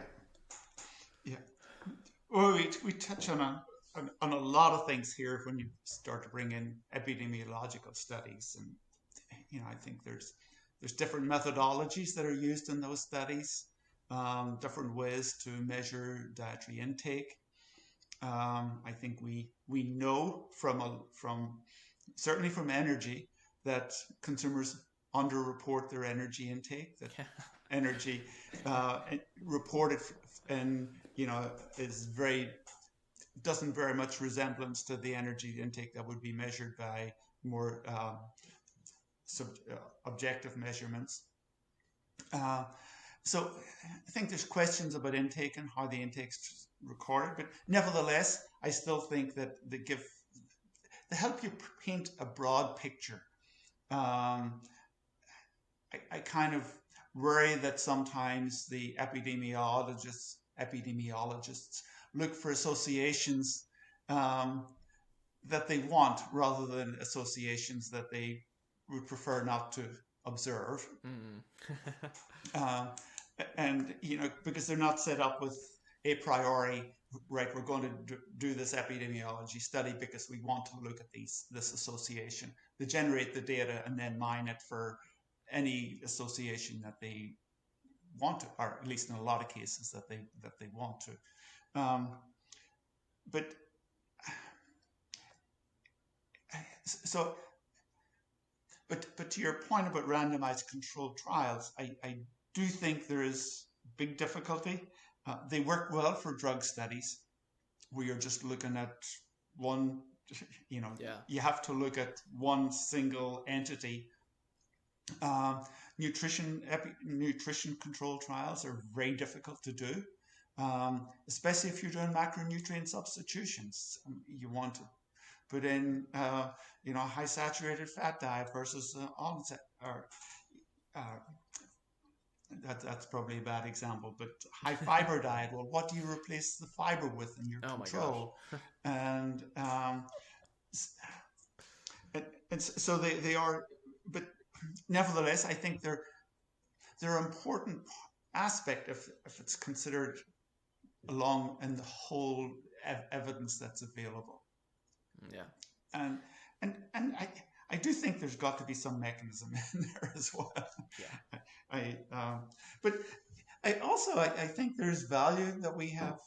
Fortunately, in the nutrition community, we have some dedicated scientists who've spent a career studying a nutrient. Yeah. I mean, you could. There's a long list of them, but we are indebted to their dedication and focus to unravel some of the issues.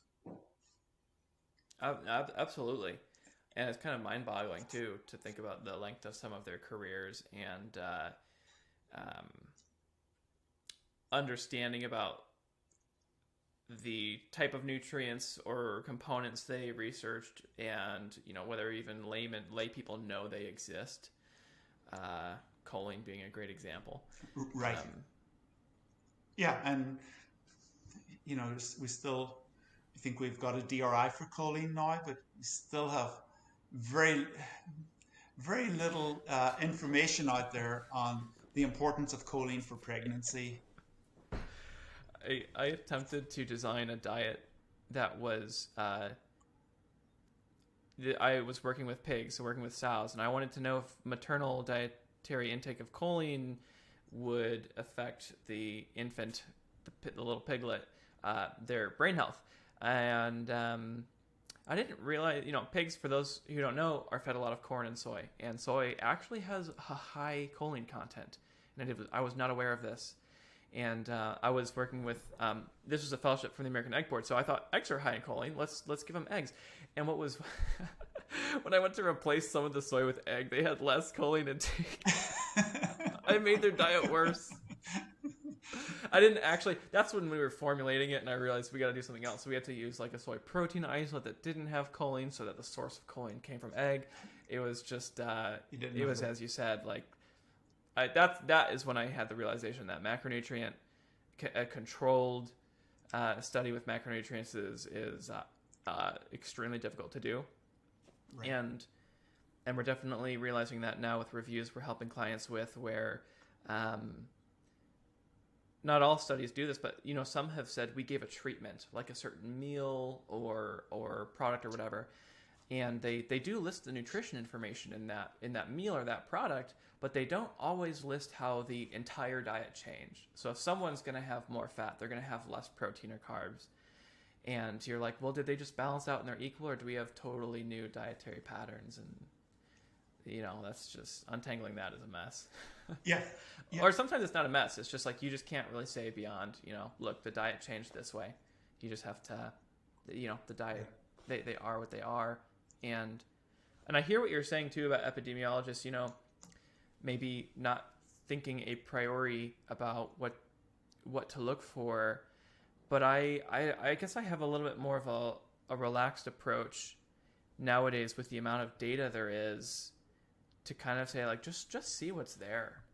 There's so many variables, it might be really difficult to a priori be hypothesis driven for every possible association. I'm not saying that we shouldn't have plans going into it, and just like willy-nilly fiddle with it. But and I mean that's fair enough. provided that the data were collected so that you have enough information on potential confounding variables that you can control for them. No, that's true. Yeah. Garbage in, garbage out. Yeah. Yeah. Um, yeah. So.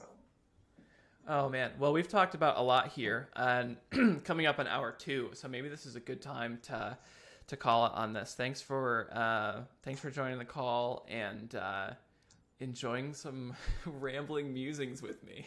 No, this has been fun actually.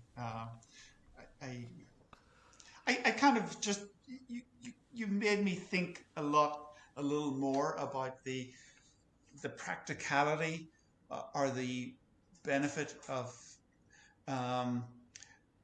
brands building trust with consumers on the basis of providing them broader health information. And maybe I'm thinking too much as a public health purist, or that there's a public health message, and healthy diets is too much. The government's not going to do it or can't do it. I think the local public health agencies can't do it. And so I'm looking to the fact that is there a role for the food industry to assume some of this responsibility, but can they assume some of the responsibility in a way that will help them build their brands and give them return on their investment? I think this is not a problem unique to the nutrition or the food industry. You brought up COVID earlier. I guess whose job is it to communicate and break down the science, right? Not all academics want to do that. They don't care to, or they're not either or both. They don't want to, or they're not good at it. Should it be celebrities? Should it be something in between that? And especially with food, a lot of or many ingredients or products, there's no government funding to study those. No one's going to study that except for the company. Except for the company, right? And I think that's totally fair. And we shouldn't just throw it out because it had industry ties.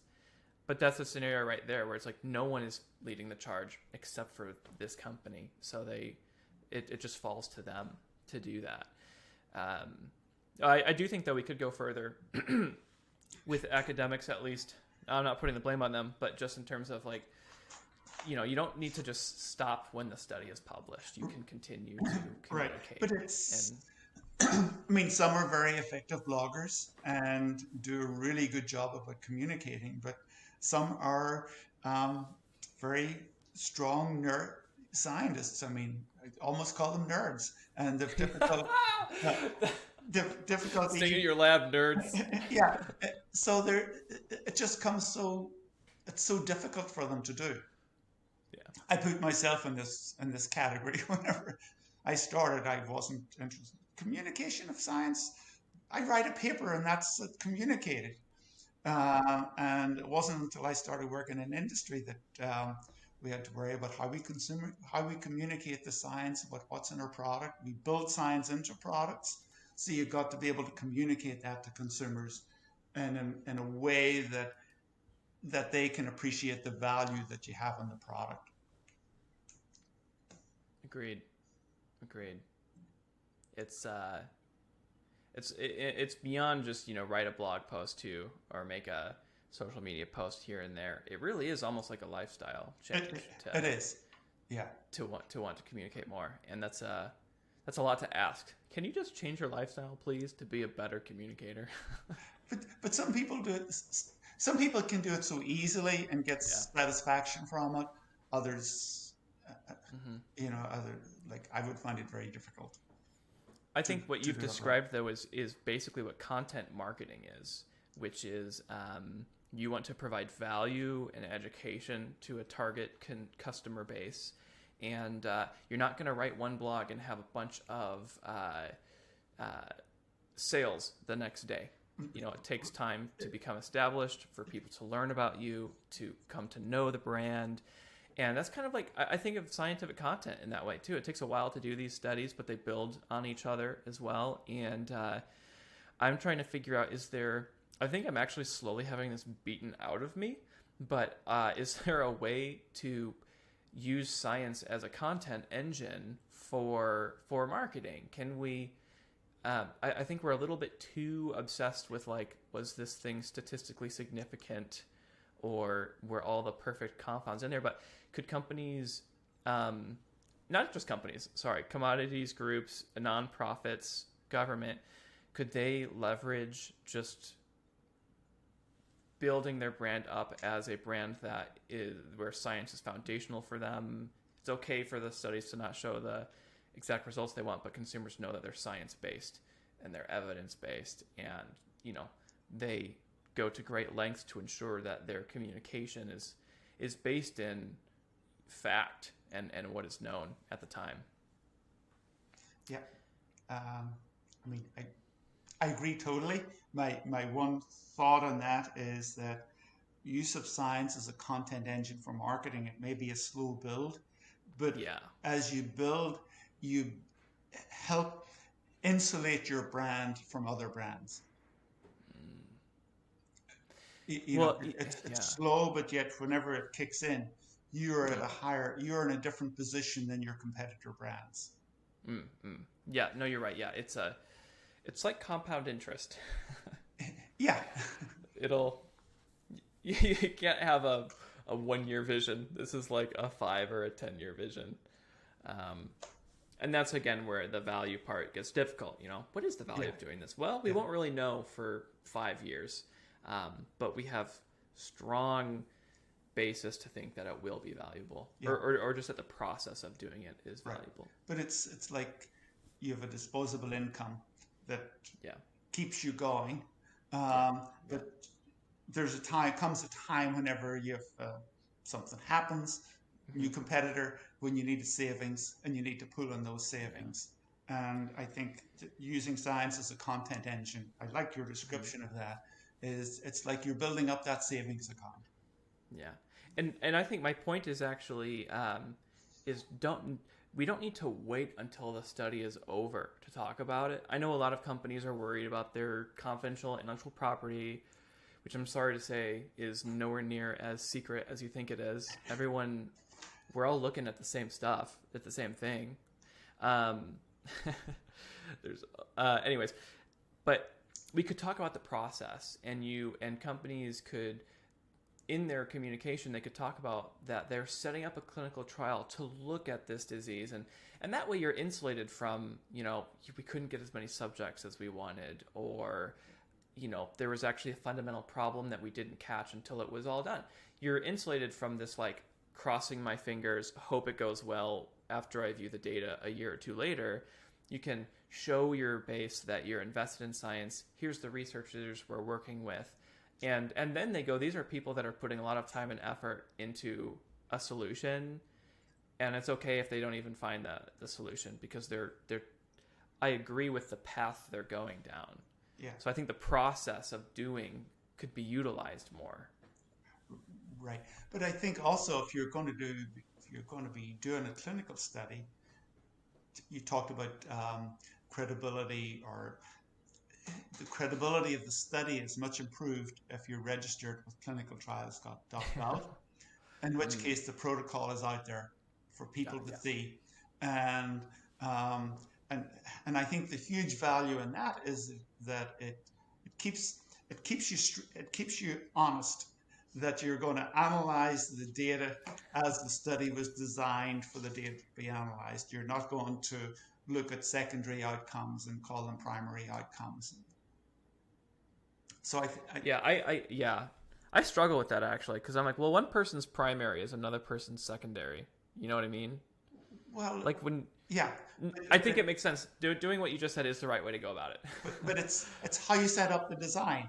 So if this is the primary outcome it doesn't mean it's the most important outcome, but if this is the study that's designed to look at this outcome, that's true. Then the inclusion exclusion criteria are geared towards that. The measurement points are geared towards that. If the outcome it doesn't mean you don't look at other outcomes as well. Of course. But if one of the other outcomes is primary, you may have excluded some people, or you may have wanted to include some other subjects. So that's No, that makes complete sense. And people say, was the study adequately powered? And it's like, that's a relative term. Powered to detect which of the outcomes. Probably it depends probably what, the primary what difference ones. you were looking for. Yeah. Yeah. Yeah. Well, it was really well powered for the primary one, but it was awful for the secondary ones. There's just Right. Yeah. and no way, and there'd be no way of predicting if it would be good or bad for some of the secondary ones. Yeah. You know, there might be no way of knowing that. Okay. This was fun. We'll pick another topic, and the 2 hours went so fast. it did. It went by really quickly. How to make sure my day melts before me. do more of these. Oh, are you more of them today? No. I was saying, like, if I need a way to make sure the hours melt before me, I should do more of these. Do more of the, yeah. Yeah. Well, thanks for coming on.